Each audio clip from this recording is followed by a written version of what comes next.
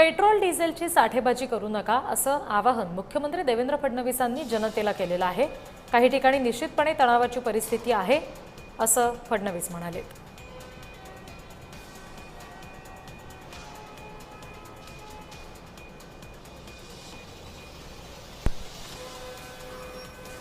Petrol diesel आणि विशेषतः diesel, कारण आता शेती करताही लोक काही डिझेलचा वापर करत आहेत, त्यामुळे आपण त्या प्रकारचे आदेश दिलेले आहेत की त्यांनी स्वतः लक्ष घालून याचं नीट प्लॅनिंग करून कोणाला होर्डिंग करू देऊ नका, साठेबाजी करू देऊ नका। आवश्यकतेनुसार त्या ठिकाणी डिझेल मिळालं पाहिजे याचा प्रयत्न चाललेला आहे। काही ठिकाणी निश्चितपणे तणावाची स्थिती तयार झाली आहे, पण ही काही सर्वदूर तणावाची स्थिती असं नाही आहे। मला वाटतं एखाद दुसऱ्या ठिकाणी एखादा इन्सिडेंट होतो तो जास्त हायलाइट होतोय, पण तोही होऊ नये याकरता प्रयत्न आम्ही करू।